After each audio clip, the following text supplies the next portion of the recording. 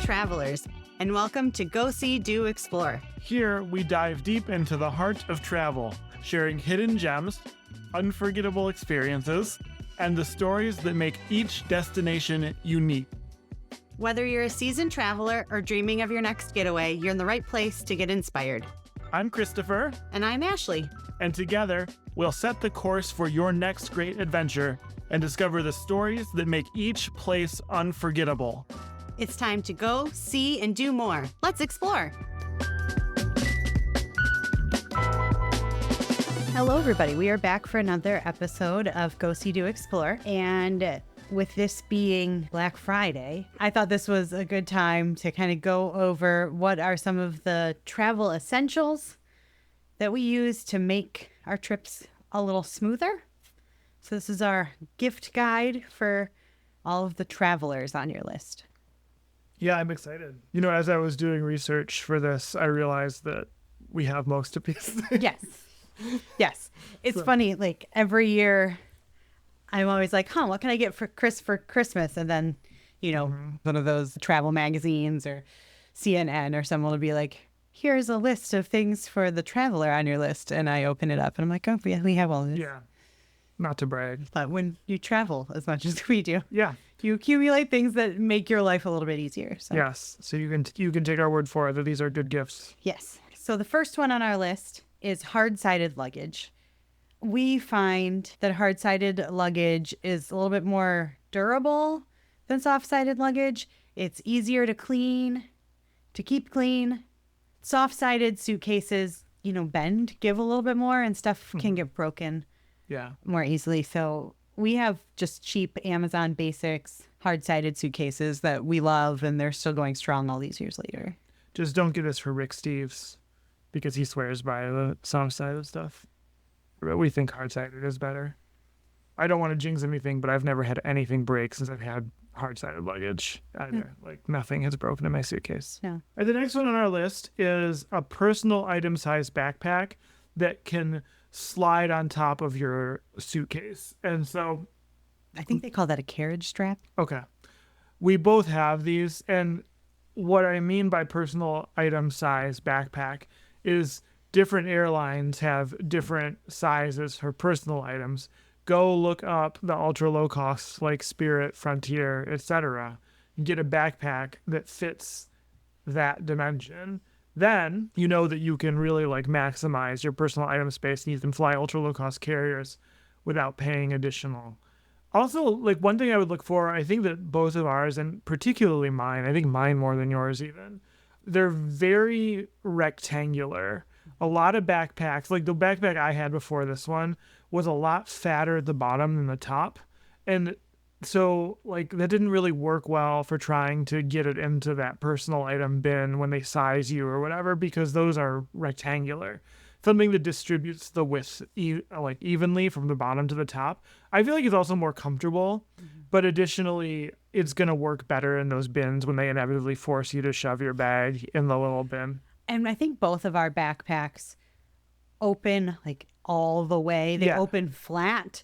So you can kind of pack it like a suitcase in that regard. So it's a lot easier to pack and unpack than a traditional backpack where you're just stuffing stuff. Yeah, definitely. And I should mention too that I will put links for our favorites of all of these items in the show notes. So definitely give that a look. Yeah. For our exact recommendations. Yeah. I've been really happy with that backpack that I've had for a year now. Yeah, I got it for you last Christmas. That's right. They have an opening for shoes, which is really nice. Although I think your shoes are they take up a lot of space when you do that. For me, men's shoes in general are just gigantic. Yeah. Mine fit perfectly horizontally, I guess, in the bag. Draw a diagram. Yeah. So they don't go up into the bag too much. It's it's just the very bottom of the bag is my shoes, which is really nice. This is why I travel with Sanix, which we don't have on the list, although I would check them out, or that type of a shoe for men, because they're really lightweight and can not collapse, but like fold down pack. I looked before if there was any sort of folding men's shoe, specifically like something that looks a little bit dressier. I mean, Xanax are fine. They're not but dressy. But that's kind of what you miss out on Definitely. when we're traveling, is that you don't have a nicer pair of shoes. And I mean, like, we're not typically people going to like the Michelin star restaurants where you need to have the fancy shoes. But I brought my black dress shoes when we went to Lisbon in Spain, and it was a pain. Those suckers are huge. Yeah. Yeah. So because we went to Ponte Final and things like that. I wanted to have nicer shoes. So if shoemakers, if you are listening to this, figure out a way to make men's shoes that can be collapsed. You know those like tuxedo t-shirts? Yeah. Like, you need like the shoe version of that. Well, and I didn't have this on my list, but for women, I have a pair of Teeks, Tieks, which are flats, and they're more expensive than I typically spend on shoes, but they literally fold up into the size of my hand, and they come with a little bag and they fit together, and it's almost shocking how small they can fold up. I brought them when we went to Spain and Portugal. I brought them to Italy, but I don't think I ever wore them because we were doing so much like casual walking and stuff. So I was just wearing my other shoes, but it wasn't like a waste of space to have them in my bag. So that wasn't on the list, but I will put a link to Teeks. They're nice ballet flats for women, and they are very comfortable to walk in. Like, I wouldn't go on like a hike. They're dressier than that. But just for walking around the streets of Europe, it's very nice. Yeah. So we didn't have any shoes on our list, but the little shooter version. All right. The next one on our list is noise canceling headphones. Headphone technology has come so far in the last few years. But when you are on a crowded plane with a crying baby or, a chatty neighbor that you don't want to engage with, noise canceling headphones are huge. I would recommend to look for smaller headphones. Like the big over-ear headphones are kind of the more traditional noise canceling headphones, but they make earbuds now that are noise canceling. And I have to say, I've always been a person that hated earbuds because they're like too big for my ears, and it would always hurt when I wore earbuds. But lately I've been finding the ones with like the silicone tips. So not like the AirPod style. Those ones still hurt me. I don't have any AirPods, and I don't ever plan on buying any. But yeah, even I have found earbuds that I find comfortable, and they don't take up much space in my bag either. Yeah. I like those, like the small, anything small for that. I don't want to carry big bulky headphones. Yeah. I used to always carry a big pair of over-the-ear headphones, and I was like, this takes up so much space. But at the time, I had never found any earbuds that I liked. So yeah. The next one, these have been around for a while now, but they keep getting better, are the little portable batteries. You can charge your phone, your tablet, whatever, anything that you could charge off of a USB, your watch, you can carry these. They're pretty inexpensive now. I think I have like maybe 3 of them. I don't really ever travel with 3, but I do often travel with 2 just because it's nice to have a backup. But I don't know, they're like the size of a little smaller than a cell phone, I would say. Yeah, and usually you can get now like a couple of cell phone charges out of them. They're just good to have. Even if you think you don't need it, it's just nice backup. You never then have to be reliant on hoping that you can find a USB or an outlet when you're traveling, or like hoping that the outlets on your plane are there and working and all that. You just don't need that. I know for a while there was a lot of luggage that were like, they call them smart luggage, where they would have a battery built in. When they use smart. Don't buy that. Yeah. Because if you are ever in a situation where your carry-on bag has to be checked, that has to come out. Yeah. I think they're usually removable. Yeah, but it would be a pain. It's like the same thing. It's so much easier to just have the small thing that, like in your backpack or your personal item that's not going to get thrown under the plane. It's more convenient. And yours, actually, both of our backpacks do it, but I never hook it up to mine. But you actually hook up your battery to your backpack, which then your backpack has like an outlet on it, which you can... A USB that you can charge from without having like cords everywhere. I use that pretty routinely. Yeah. I've never hooked mine up. Yeah. And they also make them that are like the MagSafe charger now. So they just stick to your phone. And I think that would be really handy to not have the cords everywhere. Yeah. Don't forget my travel tip from like probably episode 1, right? I don't know if it was that.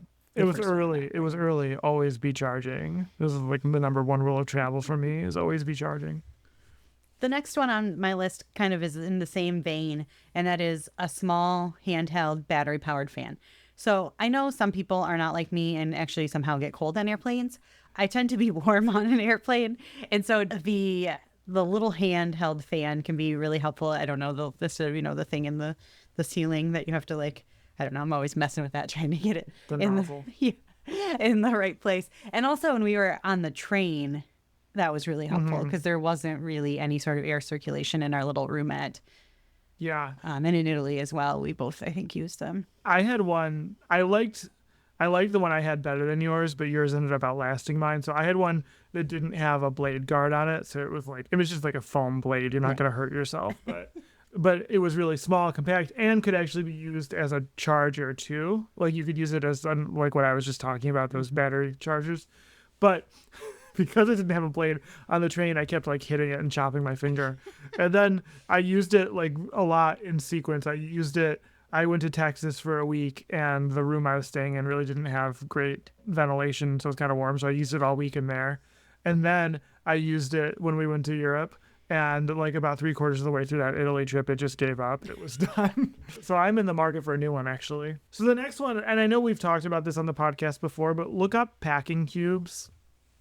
They're just like little soft-sided container-y cubes. I don't know. They're cubes. Fabric, like nylon. Yeah, something thin. They're nylon. Yeah. But you pack in those and then they zip up. It's kind of like, you know how some people, maybe you're this person, you put all your clothes into like Ziploc bags. It's kind of like that, but it's a much nicer experience. It's meant for clothes. They're reusable. They like zip in a way that is much better than just zipping at the top. But they contain your clothes. They compress your clothes at least somewhat. Mine actually do have compression zippers, so they compress my clothes quite a bit. Yours don't have the compression zippers, but it still kind of contains it and keeps it. Yeah, the first time I got them, I was so surprised at how, like, I was able to fit so much more in my suitcase. Like, it doesn't logically make sense to me that adding something to your suitcase is going to allow you to hold more, but it seems to. I don't know. Yeah, the other thing I like about mine is I kind of strategically pack certain clothing items in certain cubes, and then, like, if I'm going to be somewhere for one night or something like that, I know that I've got everything I need in one of the cubes, so I don't have to, even if I have to open my suitcase, I don't have to, like, it's all contained. Yeah, you don't have to dig through everything. Yeah. All right, the next one is something I'm very passionate about. Yes. Well, I'm passionate about water bottles in general. I love reusable things like that. I hate single-use plastics. I think we've talked about that before. But I go even a step further than just a reusable water bottle when we travel. And we have collapsible water bottles. The brand is Vapor, Vapur. It's called the Vapor Anti-Bottle. And I have literally had different variations of this water bottle since like 2008, something like that. I've been using it. They're awesome because they fold up tiny. And so you can pack it in your bag, go through TSA, fill it up. And then they have carabiner clips. So you can clip it to the outside of your bag. It's not taking up space inside your bag. And then you can freeze them too, which is really cool. If you're somewhere really hot, you freeze your water bottle, and then throughout the day you have cold water. Yeah, I am very passionate about these vapor bottles. Just don't get the black one. A lot of airports have these water bottle fillers now, which are great. I'm glad that they do. They have a little photo eye thing for the sensor, and they don't see the black water bottle. No, they don't. So then you have to like awkwardly hold your hand behind it so that it knows there's something there. So do not buy the black one, but any other color should be fine. And outside of travel, I have a vapor bottle that stays in my lunch bag for work, and it takes up less space than a regular water bottle. So, and I just refill it every day. Yep. Yeah, so that's something I am passionate about. The next one on the list are shoe bags. This is really simple. It's just, you can get a set of these, and we have actually like 2 sets of them. And it's just kind of a fabric bag with a see-through window in it, and it's a drawstring bag. You put your shoes in there.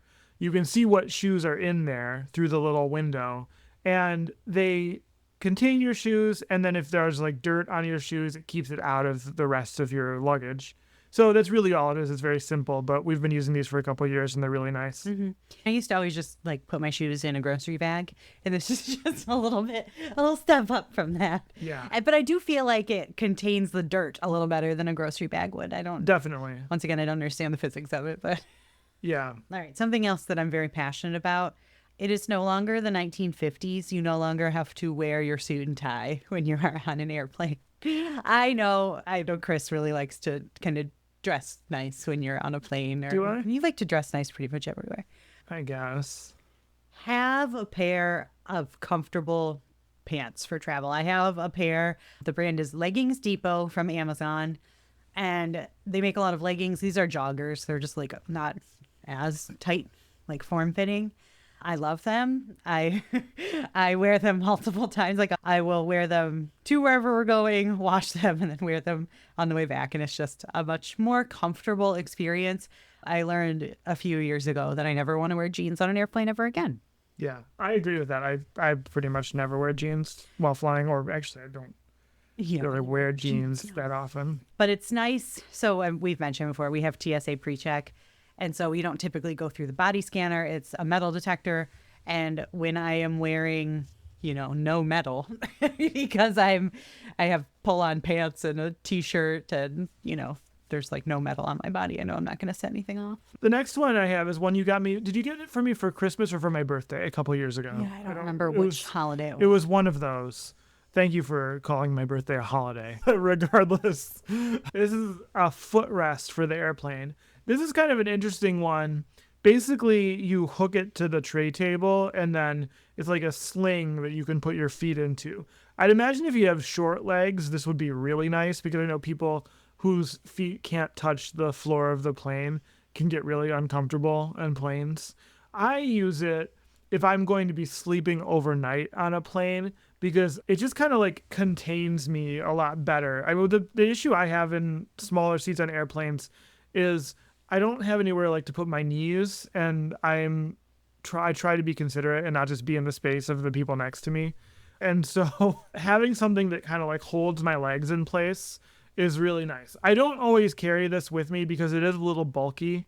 And so there have been trips where I opted to not bring it just for the sake of saving space, especially if we're not overnight on a plane. But I do really like it, and I do bring it with me sometimes. Yeah, I think really it would be helpful anytime you have any sort of long haul in an airplane economy seat. Yeah, right. But the last time we did long haul, we had lay flat. Yeah, you didn't need it. There was no place for it there. No. All right, something else that I love is a hanging toiletry bag. It is very nice to be able to keep all of my things, all of my toiletries. It helps keep them organized because there's like 2 big compartments and then I think 2 smaller compartments. It folds up and it keeps it organized. And then whenever you get where you're going, you're able to hang it up so it's off the counter. Now, I'm finding more and more places don't have places to hook it on. So that is a challenge. And I have bought a suction cup, but it's enormous. And so I haven't actually taken it with me. But yeah, I love my hanging toiletry bag. And I think I have bought several as gifts. I think it's a really good gift for a traveler because it's very handy. And if you're like me, it's sort of a stereotypical male thing where I don't have that much for the bathroom. I still recommend getting this for the person in your life because there will be much more sink space available for your 3 things. Right? Yeah. It's good for everyone for that reason. Playing in stereotypes here. If you're going to get one thing, honestly, on this whole list, if you fly ultra low cost carriers at all, this is the one thing on this list I would make sure you have. And that is a portable luggage scale. It's like a spring scale. Like, you remember those old spring scales? Like, maybe you had a physics class like I did where you used a spring scale to weigh things. But it's digital, and it's really small and lightweight. We have an Amazon Basics one. They're not expensive. And this is a must anytime we're flying Spirit, Frontier, airlines like that. Because you can weigh your bag at any moment. You don't have to wait in that long line for the scale at the airport, if there is one. You don't have to wait in the long baggage check line only to be told that your bag is like 1.2 pounds over the limit, and so you're going to have to pay another $40. Or you're going to have to pull it aside and do some rearranging, which is never fun. Yeah. So this is very small. Whenever we're flying any airline where we're checking bags and the limit is under 50 pounds, I always carry this, and I'm sure saved us money. Like, because you can usually just rearrange your stuff and then you're good. but knowing how much your bag weighs is the power there. All right, I think it's time for a wine break. Okay, let's go to the wine break.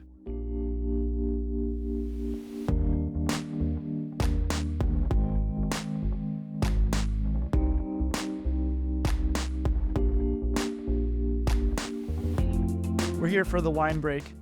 Today we have a wine that actually we had yesterday at Thanksgiving. So we're just talking about it after the fact, reflecting on it. Can I pull back the curtain and reveal that we're not always actively drinking the wine when we talk about the wine? I think we've said that before. So this was one we had yesterday. It's called Noelia Ricci. It's Italian. We had a lot of Italian stuff at Thanksgiving yesterday because we had been to Italy this year. So I just started this thing, I think, last year where we tend to inflect a lot of the dishes with places we've been recently. And so we had this Italian wine. It's a Sangiovese, but it's a Sangiovese from Emilia-Romagna. We may have talked about this on the podcast when we were in Bologna, when we recorded in Bologna. But one of the things I learned when researching our trip to Italy this year was that the Sangiovese from Emilia-Romagna is not nearly as famous as that from Tuscany, like in the form of Chianti and other famous Tuscan wines. But the Sangiovese from Emilia-Romagna is much more subtle, and I liked the sound of that because, Tuscan wines are honestly they're good, but they're not my favorite wines. They're very intense. Yeah. And so when we were in Emilia-Romagna, we had the opportunity to try Sangiovese from Emilia-Romagna, and yes, it was everything that I wanted it to be. And so this bottle I bought in Italy when we were there and had it at Thanksgiving yesterday. What did you think about it as a Thanksgiving wine? It was nice because it wasn't, like you said, that, the Chianti is so punch you in the face, big, bold. Yeah, and this is so much, I don't know, it's just more mild. Yeah. It doesn't kind of steal the show in the way that Chianti does. Yeah, it's more flexible as a wine to pair. I wouldn't say it's as docile as something like Pinot Noir, but it was definitely totally fine going with a variety of different Thanksgiving dishes. It's still, you could still taste it, but it wasn't, fighting anything really. So I would look for that. I would go to your wine shop or go to some place that has maybe an Italian grocery, something that would have wines from Italy, and look for Sangiovese from Emilia-Romagna. I think that if you like what we like, you'll be happy with it.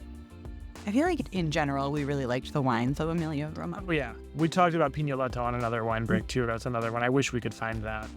I went to the Italian grocery and asked for that, and he thought I was crazy. He had never even heard. I'm like, all right, man. I was just there. But anyway, yeah.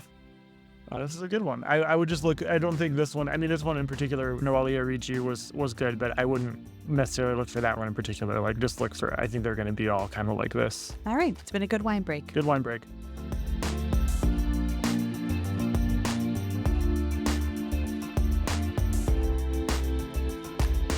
Another good gift idea for a frequent traveler is some kind of travel pillow.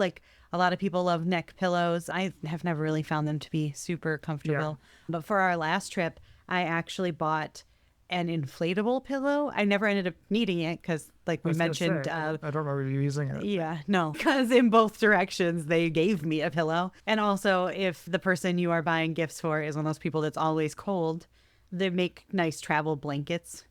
That would also make a good gift. I have that neck pillow that was yours. It's a bendy one. Mm-hmm.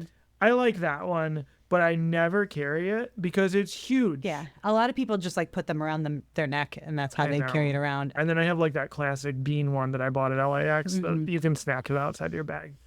Travel pillows, neck pillows I think are really good, but they are a luxury that often I can't afford just space-wise. Well, that's why I got the inflatable one. Yeah. It packs down to this big. Someday you'll have to try it and let me know how you like it. Mm-hmm. I was planning on it, but then they upgraded us and gave me a pillow. Yeah. All right. You know that we like wine on this podcast, that we're fans of wine. I bought these on Amazon, I don't know, 2 years ago. The brand that I have is Wine Angel, but I think there might be others too. It's basically just a wine bottle shaped bubble wrap that seals. And the ones that I have, which I recommend, are Velcro seals, so they reseal. There are also ones, they're a little cheaper, that have an adhesive seal, but they're not meant to be reused. We did have those and we did reuse them a few times, but the adhesive eventually wears out. So if you're flying with wine, you put the wine, or any kind of bottle, I mean, it would work for any kind of like wine bottle shaped bottle. You put the bottle into this bubble wrap pouch, and then it has like a double seal. So the main idea is that the bubble wrap should protect the bottle. But if some freak thing happens and the bottle still breaks, it's sealed so that the liquid is contained. And the broken glass. And the broken glass. And so even if something, if baggage handlers chuck your suitcase across the tarmac and something does break, you're not going to have like wine-soaked clothes. And so, yeah, they're inexpensive, and I bring them anytime we're bringing wine home. I'll always bring those. They make these travel scarves, which are just like an infinity scarf, but it has a zipper on it, and you're able to put things in it, like you could put your driver's license or your passport, something like that you want to keep on your body, but you're afraid of pickpockets. Another version of this is called Scotty Vest. And what Scotty Vest is it is a vest. They also make like sweatshirts and jackets and things like that just have a ton of pockets and pockets on the inside. So just like the scarf idea, it's kind of pickpocket proof because pickpockets typically aren't like going inside your clothes. Yeah. So it's just a way to keep those important documents on you in a way that they're hard for, people that you don't want to get a hold of them.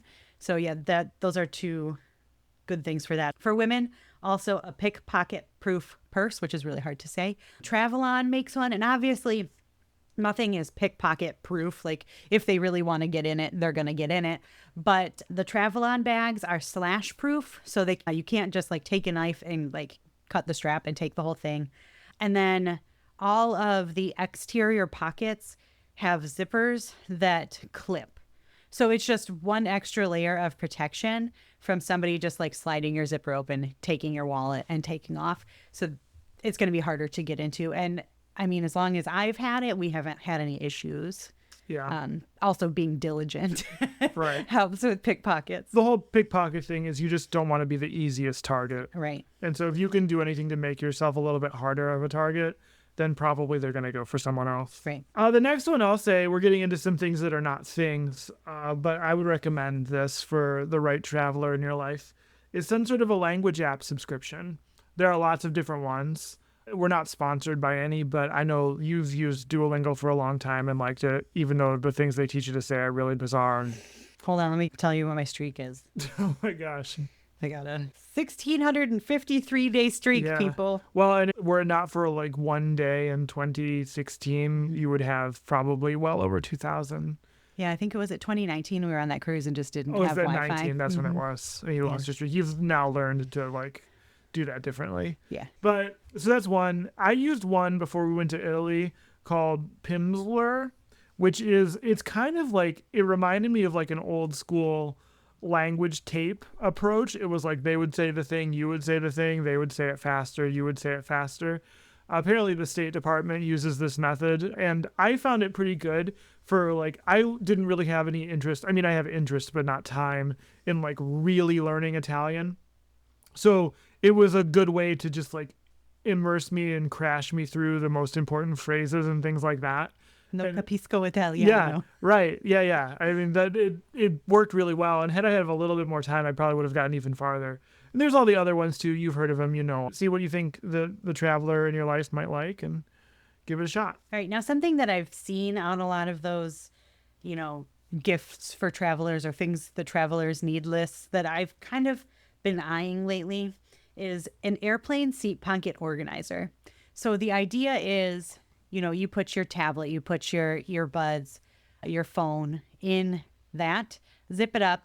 And then once you get to your seat on the plane, you just pull that out, put it in your pocket, and then you can quickly, put your bag away and be ready to go. And then you have everything that you need right there in that seat pocket. It seems really handy. Like I'm saying, I haven't tried it, but it's something that I've been eyeing. Okay. Noted. I scoured the internet just looking for other ideas. I think I had listed most of the primary ones I had.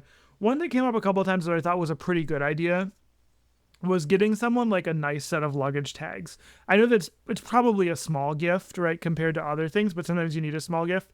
But it's something that everyone who travels needs, and they do fall apart. Like you have that Alaska one that probably we should Yeah. just throw away. Yeah, I 'Cause think it it did kind keeps- of fall apart. Yeah. Was it on this last trip that it fell apart? I think it's every trip you've taken it on.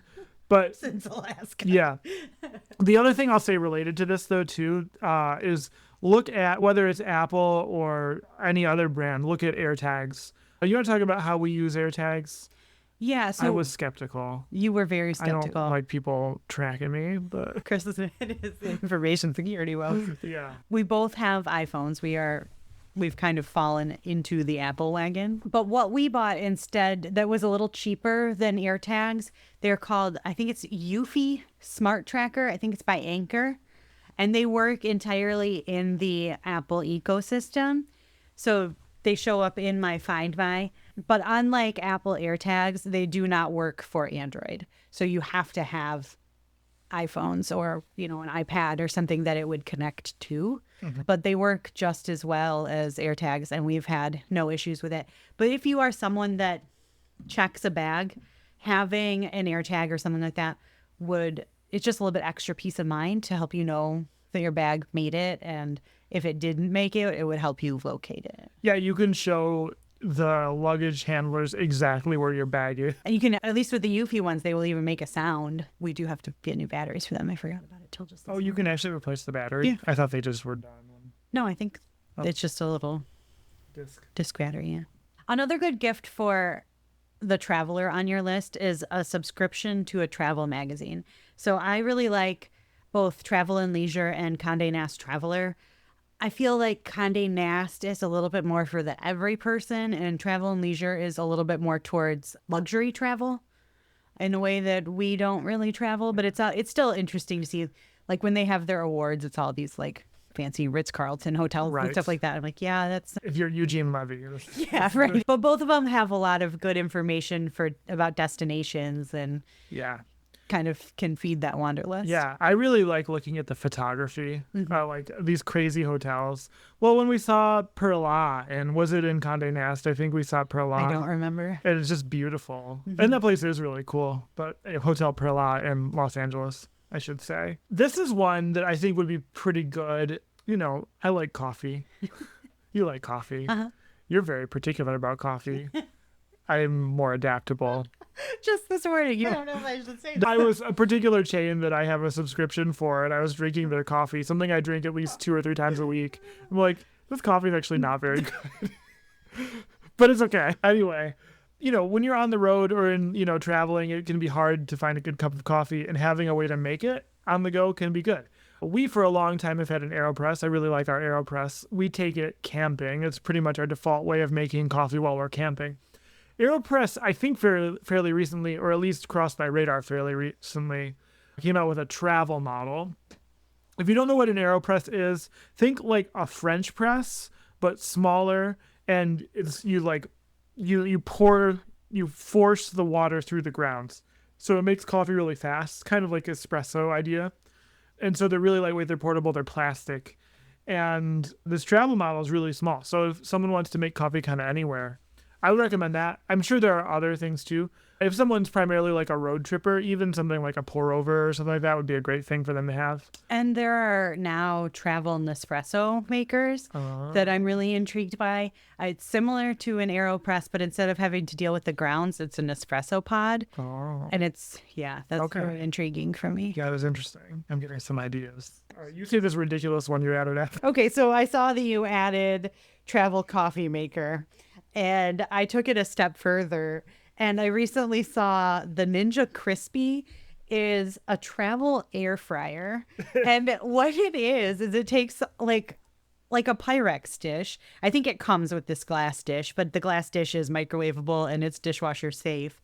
And it just puts like this little heat lamp on top of it, and it turns this little dish into an air fryer that you can take literally anywhere. That's nice. It's crazy. I was thinking about, when we've done those big road trips in the past and we're staying in hotels that maybe have like a kitchenette with like a microwave and a mini fridge, and you get kind of sick of like foods that can be microwaved. Yeah.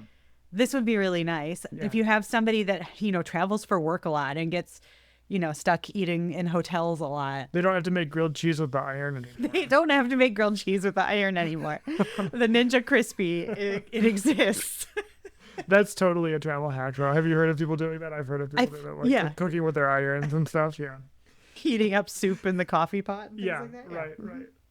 Well, what I like about that too is I remember the one place we stayed at in San Antonio, it actually had a stove, but no oven. And sometimes you get, like, especially if you go to the grocery store and get prepared food, a lot of times you need an oven.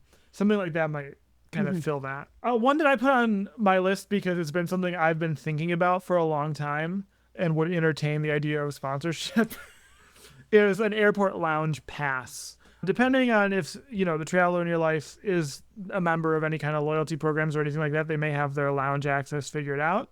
But there are lounge passes that can be purchased that get people either unlimited access, or it could be like a certain number of visits.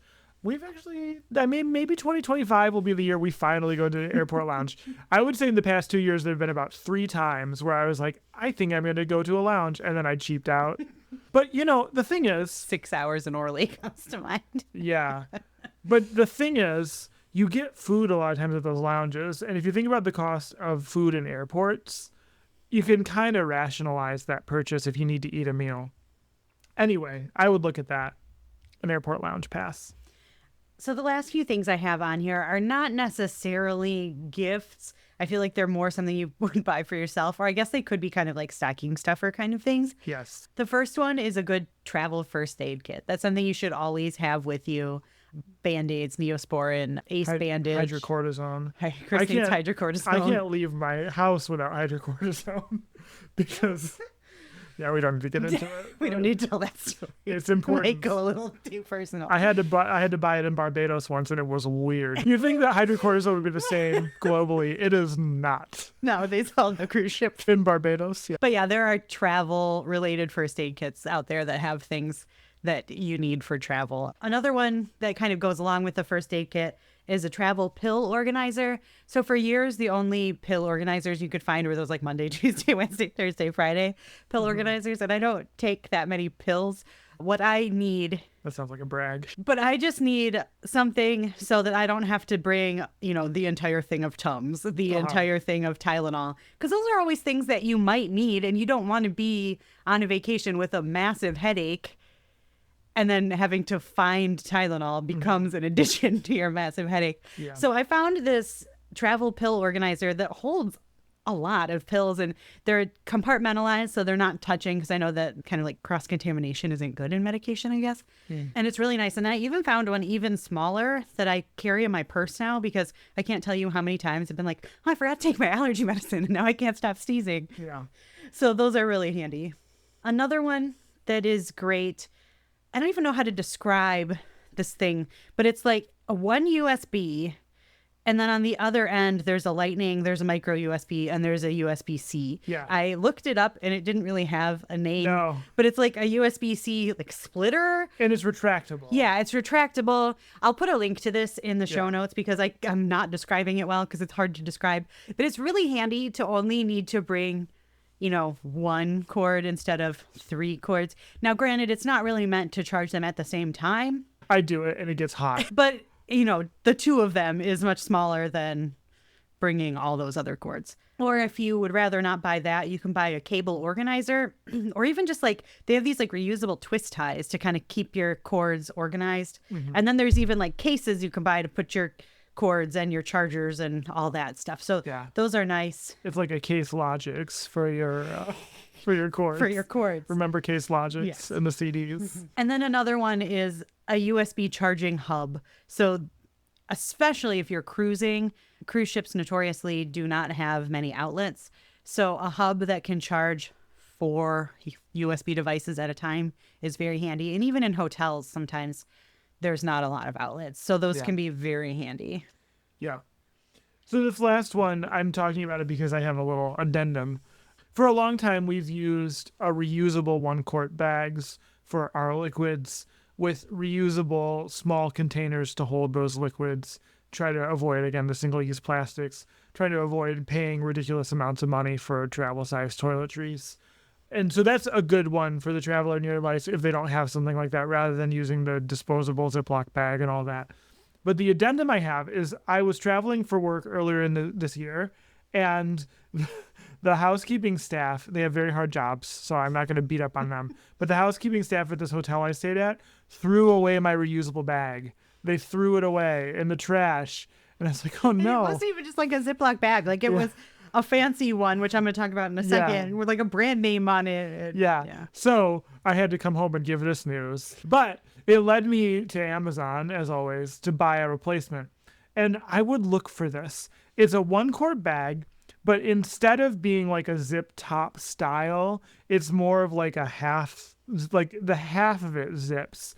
And it's like, look for something that's more rectangular, I guess is my point, rather than like having the welded seams like a Ziploc bag has.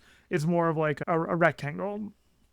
And it's still 1 quart, but you can get so much more in there because of the shape. Like the shape just works a lot better, because with a Ziploc bag, the edges are kind of waste, right? Because they're pinched, so they're going to expand, but there's going to be wasted space. This, like, you can use so much more space. I remember I bought these. It was a 2-pack, and I gave you one, and you're like, oh, I can fit a lot of stuff in here. Yeah, I know. Well, and the first time I used it, I was like, oh, TSA, I'm going to get in so much trouble. I have more than can fit in a 1-quart bag. And then actually, because of something I'm going to talk about in a second, my bag got pulled aside. TSA, like, opened it, and they were like, okay, and they put it back in. I'm like, okay, so I think I just got, like, the seal of approval that TSA does say that this is okay. Yeah. I mean, the Amazon post said TSA approved. I'm sure. Well, that doesn't necessarily. I know. So going along with that also is to get a set of reusable toiletry containers. And the ones that I found, the brand is Kitsch, Kitsch, I believe. They are not like regular bottles. They're almost like baggies. And so it's 3.4 ounces.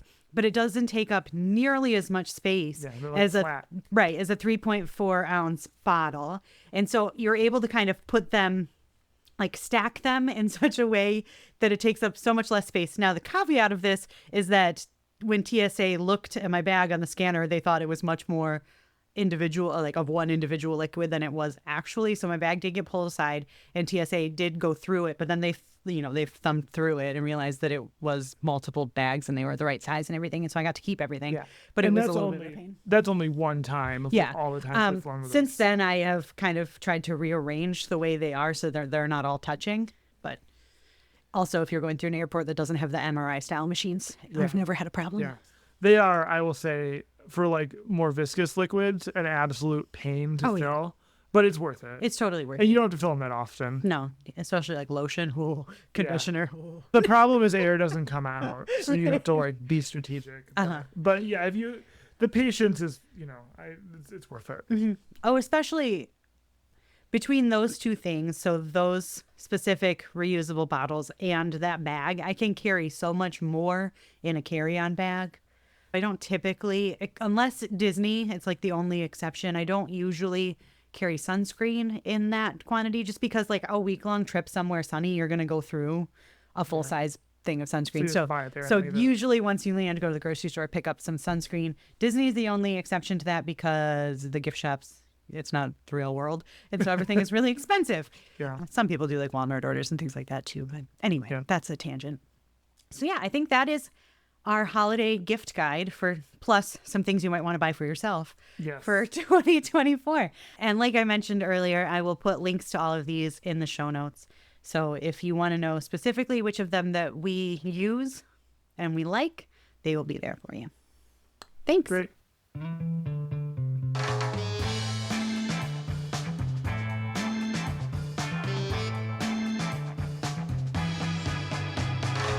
That's all for today's episode of Go, See, Do, Explore. Thank you for joining us and sharing in the wonder of travel. Keep the spirit of today's adventure alive by checking out our blog at goseedoexplore.com for even more travel inspiration. Don't forget to rate and review us wherever you listen to your podcasts. It really helps fellow travelers find us and join our community. Until next time, keep exploring, keep dreaming, and keep traveling by any means necessary. I'm Christopher. And I'm Ashleigh, bidding you farewell and happy exploring.